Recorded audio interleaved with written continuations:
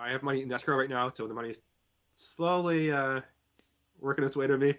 But I found a broker I thought was good.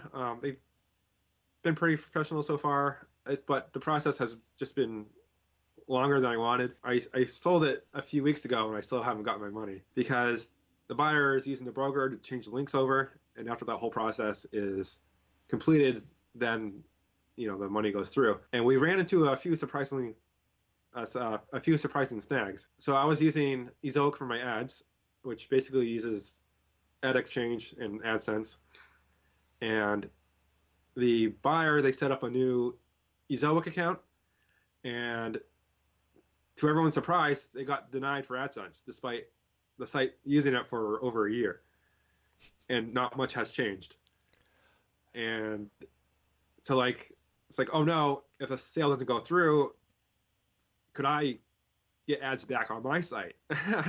So the site was like in this limbo period for a little while of whether or not it could really get approved for AdSense. And it got rejected for what's called nonsensical content, which is basically curated content or thin content. I didn't have any of that. I wrote everything myself with, unique research, and I didn't copy or use article spinners or anything like that. But looking at my site, the front page was just like a bunch of reviews. So I figured if I changed that to be a blog roll and feature my unique content, it would look less salesy, it would look more original.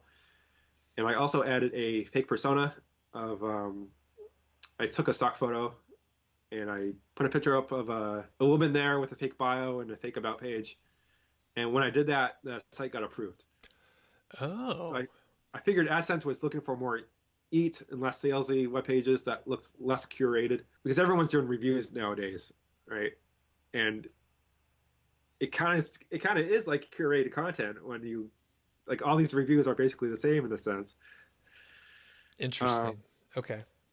I don't know if it was because of the changes I made that it got approved, or if it was just a different reviewer at the time, or what. But I think doing those changes did help make the site look more original for ads. What time frame elapsed and how far did you guys get behind because of that? I was maybe about a week. We're emailing with Ezoic support, but they're not AdSense support, and AdSense support is, to my knowledge, pretty virtually non-existent. So I couldn't even get a hold of AdSense. So it was a tricky situation, and that's how I navigated it. Okay.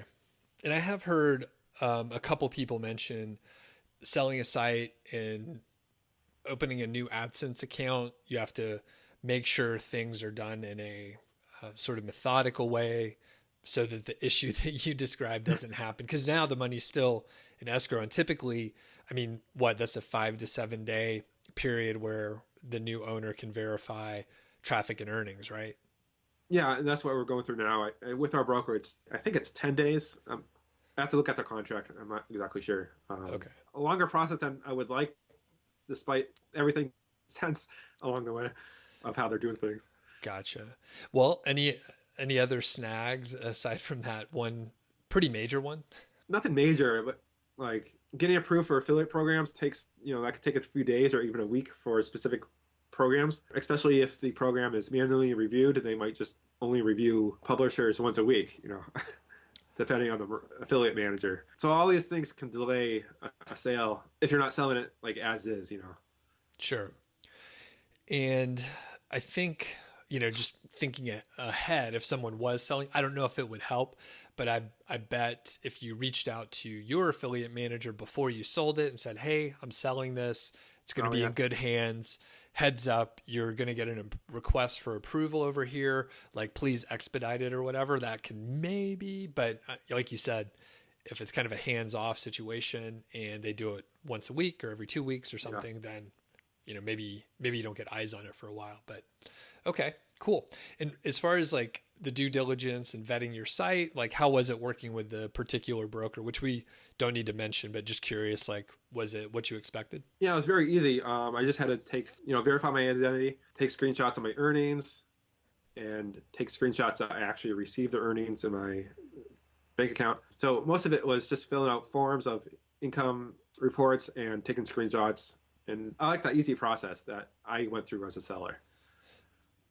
All right. Fairly straightforward, easier than getting a mortgage, but you get you got to go to your bank account and verify some things. So Yeah. that's okay. That's what I've seen too.